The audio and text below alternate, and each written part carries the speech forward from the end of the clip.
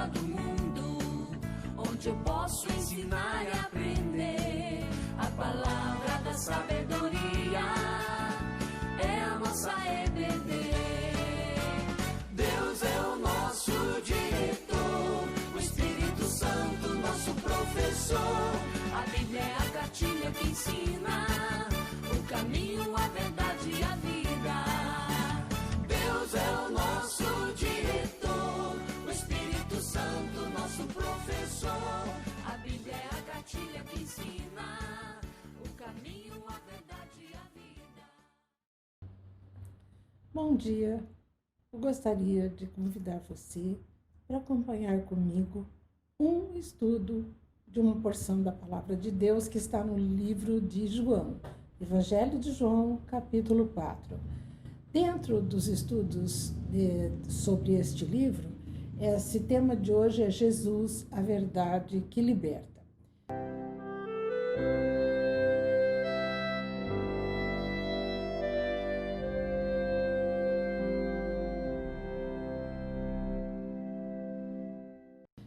Gostaria de começar tecendo algumas considerações a respeito dos 4 evangelhos. Nós temos Mateus, Marcos, Lucas e João. Cada um deles retrata Cristo de um ângulo diferente. É como se você olhasse um rosto de uma pessoa e um tirasse uma foto de um lado, outro de outro, outro de cima, outro de frente, e assim você tem aspectos diferentes. O Evangelho de Mateus é enfatizado Jesus, o Rei. Em Marcos, Jesus, o servo. Em Lucas, Jesus, o homem perfeito, o varão perfeito.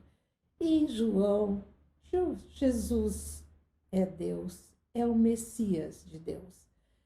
O livro de João, o Evangelho de João, é o mais teológico dos 4 evangelhos. É de uma riqueza muito grande e nós vamos hoje extrair lições importantes do capítulo 4. Gostaria de começar também falando a respeito de João, o discípulo amado, que morou na cidade de Éfeso, na Turquia. A Turquia fica numa região muito interessante, onde a Ásia encosta na Europa. Ali temos um estreito, uma faixinha de água chamada Estreito de Bósforo, e a cidade muito conhecida como Constantinopla. E no tempo em que João viveu em Éfeso, nós sabemos que a cidade comportou até 400 mil habitantes, era uma das cidades mais importantes da Ásia Menor. Hoje, se você visita Éfeso, o que existe são as ruínas de Éfeso. Isso deixa a gente muito impressionado. Se você observar as ruínas, elas são lindas. E você fala, puxa, mas depois de tantos séculos, tanta destruição, então o 1º século, o 2º tal apogeu, e hoje só ruína, e mesmo assim é bonita, é um lugar lindo para ser visitado. A gente tem vontade de perguntar para o guia, o que aconteceu com Éfeso? Por que ela desapareceu? A explicação vem que realmente em Éfeso houve um tempo em que Paulo pregou naquela cidade contra a idolatria vigente. A idolatria era grande e o ídolo principal era a deusa Diana ou Ártemis. Ártemis era a rainha da caça e dos animais selvagens, dentro da cultura grega, principalmente. E Paulo pregava sobre Deus, Cristo único. E o povo, muita gente se converteu. E houve um levante das pessoas que faziam as estatuetas de Diana e vendiam. Então, fazia um movimento grande, a deusa Diana, dos Efésios, etc. E aquela cidade, por outras resistências aos planos de Deus, sabe como que ela deixou de ser importante? Deus manda os seus avisos, os seus profetas, nada acontece. Deus fez com que o mar recuasse. Hoje o mar fica a 30 quilômetros de Éfeso. E a importância de Éfeso era diretamente associada que era um porto marítimo, importantíssimo para aquela época. Então, o desaparecimento tem a ver com estar fora da vontade de Deus. Sabe o que sobra? Ruína. E eu achei isso muito marcante, é muito interessante conhecer a cidade, porque o templo de Diana, lá em Éfeso, na época do apogeu de Éfeso, foi considerado uma das 7 maravilhas do mundo antigo. Era uma enorme fonte de renda, um centro de idolatria, e depois se tornou um centro de fé, porque também tem o lado muito bonito da história da igreja cristã, que também passa na Turquia, mas que não é bem o tema de hoje. O que existe lá e que virou um ponto de peregrinação é um lugar onde João teria levado Maria para viver, a Virgem Maria, depois da crucificação, que ele ficou de cuidar dela, e ali existe uma casa que a tradição local afirma que é lá que Maria viveu. Bom, vamos começar o estudo em si do capítulo 4 de João. No Evangelho, entrar no livro de João é como penetrar no Santo dos Santos. Você entra num santuário, o Santo dos Santos é o lugar onde de fato Deus está. É como se você atravessa o véu e chega aonde tem a revelação profunda do Deus que nós amamos e servimos. Se você folhear o livro de João, você vai encontrar 7 milagres. Água em vinho, e isso acontece no capítulo 2. A cura de um oficial do rei, que está aqui no capítulo 4 final. A cura de um paralítico no capítulo 5, na cidade de Betesda. Tem o relato da multiplicação dos pães e dos peixes. A caminhada de Jesus sobre o mar. A cura de um cego de nascença no capítulo 9. E a ressurreição de Lázaro no capítulo 11. São 7 milagres relatados dentro do livro de João. E Jesus, falando sobre si mesmo em João, ele afirma: eu sou o pão da vida, em João 6:35, a luz do mundo, em João 8:12, eu sou a porta, eu sou o bom pastor, em João capítulo 10, eu sou a ressurreição e a vida, em João 14, e eu sou a videira verdadeira, em 15:1. Então, nós temos uma visão geral a respeito da vida de João, as revelações maravilhosas que Deus fez neste livro. Vamos, então, enfatizar 3 grandes objetivos. Mostrar, primeiro, Jesus Cristo é o Verbo de Deus. Existiu desde a eternidade com Deus. Se fez humano e mostrou o amor e a verdade de Deus. Jesus Cristo é o Messias, é o Filho de Deus. E por meio da fé, os que crerem nele têm a vida eterna. Vamos abrir em João 4, vamos ler versículos de 1 a 5.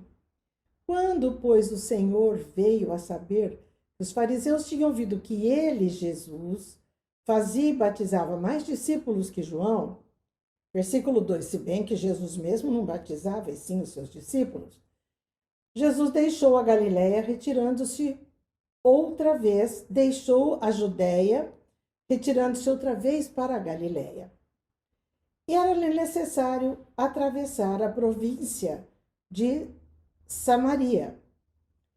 Chegou, pois, a uma cidade samaritana chamada Sicar, perto das terras que Jacó dera a seu filho José.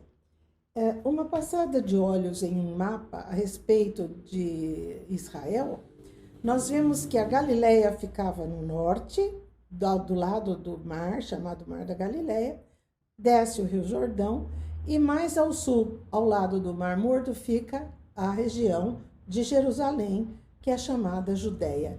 Jesus, se deslocando da Judéia para a Galiléia, ou ele atravessava o Jordão, ia por fora, para lá do rio, ou ele cruzava em linha reta. No meio, entre a Galiléia de cima e a Judéia embaixo, ficava uma região chamada Samaria. E ela é o cenário que hoje se desenvolve o diálogo de Jesus e a mulher samaritana. Nós vemos que, nós lemos de 1 até 5. A cidade mencionada aqui é Siquém, ou Sicar, também sinônimo, terra que Jacó deu a seu filho José. Jacó comprou nesta terra esta região do poço. E quando José, filho de Jacó, depois do êxodo, o povo foi para o Egito, teve o êxodo, voltou para a terra, os ossos de José voltaram com eles e os ossos de José foram sepultados nesta cidade. Então, é isso que quer dizer o versículo 5, cidade samaritana, perto das terras que Jacó dera a seu filho José, uma cidade chamada Sicar. E ali estava, diz o versículo 6, a fonte de Jacó. Cansado da viagem, diz o versículo 6, assentara-se Jesus junto à fonte por volta da hora sexta. Hora sexta é meio-dia. Sempre a contagem é a partir de 6 horas da manhã. Então, hora sexta é meio-dia. Jesus sentou-se ali na fonte de Jacó, nesse horário. Nisto veio uma mulher samaritana tirar água. Disse-lhe Jesus, dá-me de beber. Dois de seus discípulos, pois seus discípulos tinham ido à cidade para comprar alimentos. Então lhe disse a mulher samaritana, como, sendo tu judeu, pedes de beber a mim, que sou mulher samaritana? Porque os judeus não se dão com os samaritanos. Eu li até o versículo 9. Então, é interessante agora fazermos uma pausa para explicar por que os samaritanos não se dão com os judeus. Então, a região sul é a região norte, Galileia e Judéia, judeus, e no meio uma faixa que são os samaritanos. O rei da Assíria, na época do cativeiro do povo de Israel, que teve o cativeiro do norte e teve o cativeiro da região do sul, levou para a Assíria o povo que hoje está ali na região de Samaria. E muitos reis misturavam o povo com outros povos para enfraquecer o povo. Ele perdia noção de religiosidade correta e ele se enfraquecia. E isso era vantajoso e seguro para o rei. Ele não ter todos com a mesma linguagem, todos com a mesma fé, o mesmo comportamento. E o rei da Assíria levou e misturou com medos, povos de volta de onde ele tinha levado o povo de Samaria. Então, os samaritanos se misturaram com os povos e enfraqueceram. Se nós lermos no texto bíblico, vamos encontrar no versículo 33, de maneira que temiam o Senhor e ao mesmo tempo serviam a seus próprios deuses, segundo o costume das nações dentre os quais tinham sido transportados. Então, isso está relatado sobre a conduta dos samaritanos, que eles então não eram fiéis a Deus, não cumpriam o que era o ensino e a aliança do Senhor. Eles serviam, sim, mas tinham uma mistura com outros deuses. E assim os judeus os consideravam impuros, a tal ponto de que se um judeu tocasse num objeto usado por um samaritano, esse judeu passava a ser considerado imundo. Pense bem, uma mulher samaritana se aproxima de Jesus. Era uma mulher, numa cultura onde conversar com uma mulher era pura perda de tempo, elas não tinham valor e espaço. E Jesus pede a ela, dá-me de beber. Ele vai tocar no cântaro, ele vai aceitar a água que ela traz. Mas Jesus está vendo muito além do que nós vemos e vamos então aprender. Nós temos então a continuação da leitura. Nós tínhamos visto de 6 até 9 e agora vamos para os versículos 10 em diante. Repetindo o 9, então lhe disse a mulher samaritana, como, sendo tu judeu, pedes de beber a mim, que sou mulher samaritana? Replicou-lhe Jesus, se conheceras o dom de Deus, e quem é o que te pede, dá-me de beber, tu lhe pedirias, e ele te daria água viva. Respondeu-lhe ela, Senhor, tu não tens com quem tirar água, e o poço é fundo. Onde, pois, tem água viva? És tu, porventura, maior que Jacó, o nosso pai, que nos deu o poço, do qual ele mesmo bebeu, e bem assim seus filhos e seu gado? Afirmou-lhe Jesus: quem beber desta água tornará a ter sede. Aquele, porém, que beber da água que eu lhe der, nunca mais terá sede. Pelo contrário, a água que eu lhe der será nele uma fonte a jorrar para a vida eterna. Disse-lhe Jesus: vai, chama teu marido e vem cá. Ao que lhe respondeu a mulher: não tenho marido. Replicou-lhe Jesus: bem disseste, não tenho marido, porque 5 maridos já tiveste, e este que agora tens não é teu marido. Isso disseste com verdade. Senhor, disse-lhe a mulher, vejo que tu és profeta. Então veja que Jesus enxerga através da mulher o coração dela, a sede que ela tinha, a necessidade de satisfação, e ele fala que ele pode resolver isto, independente do lugar onde ela nasceu, ser samaritana ou não. Então, Jesus veio buscar os perdidos e falou com uma mulher de má reputação. Ele falou: eu vou te dar água. Você está buscando água corrente? Eu vou te dar uma água muito melhor que a água do poço que Jacó abriu. É uma água que vai fazer com que você nunca mais tenha sede. Ele estava atento, Jesus, para o que a samaritana tinha dentro dela e oferecia uma satisfação completa ao coração sedento. O homem tem esta sede, a sede que tinha a mulher samaritana, de satisfação. E não é a satisfação transitória que Jesus oferece.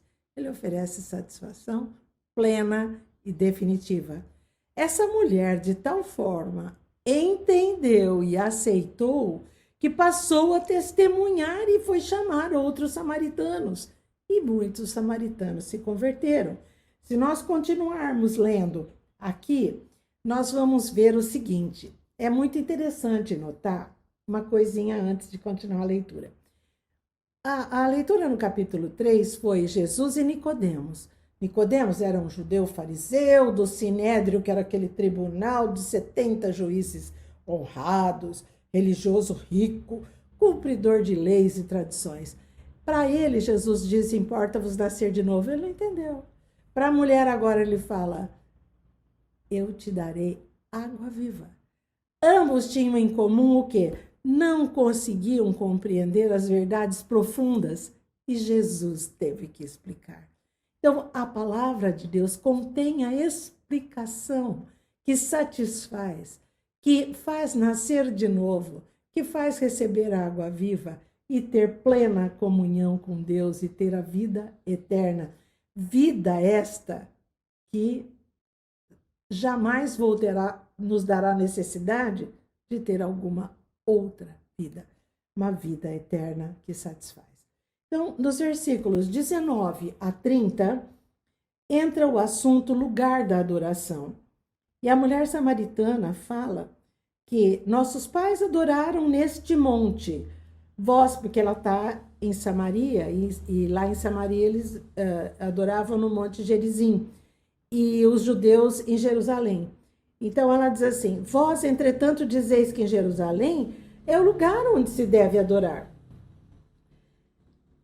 Disse-lhe Jesus: mulher, podes crer-me, que a hora vem, quando nem neste monte, nem em Jerusalém adorareis o Pai. E Jesus explica que ao Pai interessa que os adoradores o adorem em espírito e em verdade. Não vai ver se nasceu em Samaria, se nasceu em Jerusalém, e neste lugar ou naquele lugar, mas o como é adorado em espírito e em verdade. Eu sei, respondeu a mulher, que há de vir o Messias chamado Cristo, estou no versículo 25. Quando ele vier, nos anunciará todas as coisas.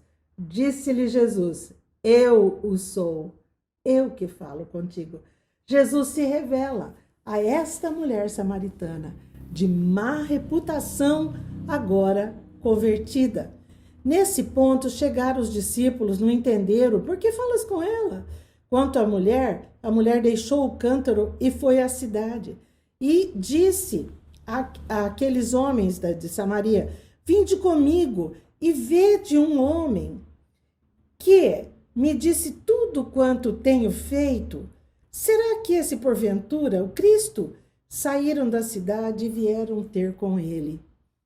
Então, enquanto ela vai e chama os outros, Jesus está conversando com os seus discípulos e os discípulos falam: mestre, come. E Jesus fala que uma comida tenho que comer, mas vós não conheceis. Teria porventura alguém trazido o que comer? Jesus disse: a minha comida consiste em fazer a vontade daquele que me enviou. Não dizeis vós que ainda há 4 meses até a ceifa? Eu, porém, vos digo: erguei os olhos e vede os campos, pois já branqueiam para a ceifa. Então, Jesus estava falando: olha quanta gente precisa ser evangelizada. Isso é mais urgente do que tudo.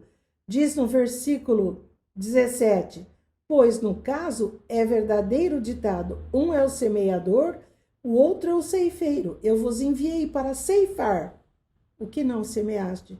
Outros trabalharam e vós entrastes no seu trabalho. Então, a respeito do local de adoração, Jesus esclarece e ele explica: a evangelização, ele fala para os seus discípulos, é sem fronteiras. Vejam, Jesus estava sendo perseguido por judeus. Entretanto, os samaritanos estavam crendo.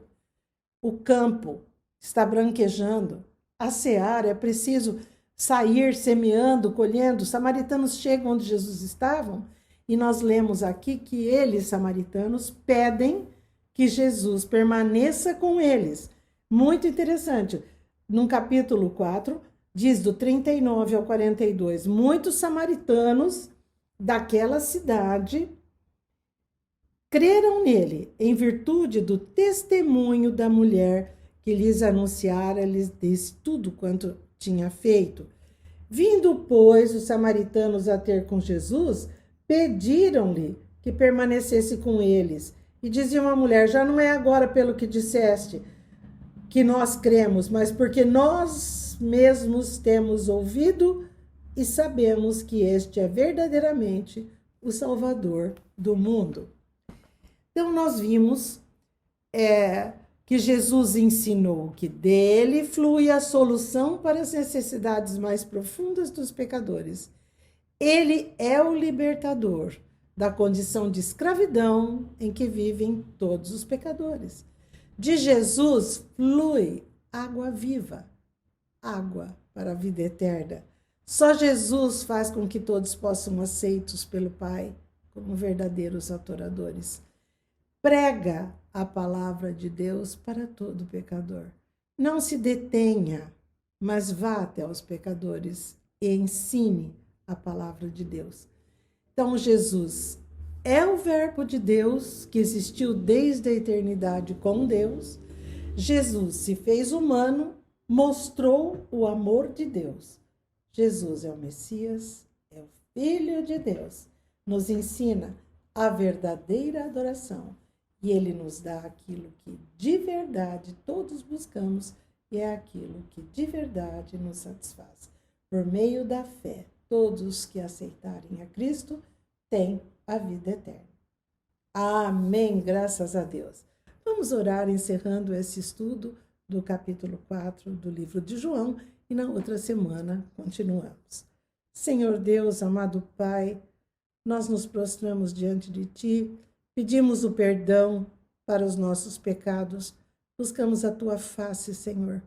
Clamamos que o Senhor ouça a nossa oração, aceita a nossa gratidão pelas bênçãos, pela Tua palavra que nos instrui e pela Tua graça, que é o favor imerecido, e a misericórdia que poupa-nos daquilo que de fato nós merecemos. Livra-nos, ó Deus, de todo mal. Seja feita na nossa vida, no nosso Brasil, no nosso estado, na nossa cidade, seja feita a Tua vontade, mas a Tua, Senhor. livra-nos das ciladas do mal. Nós oramos pedindo bênçãos para toda a sua igreja, em nome de Jesus. Amém. Bom dia.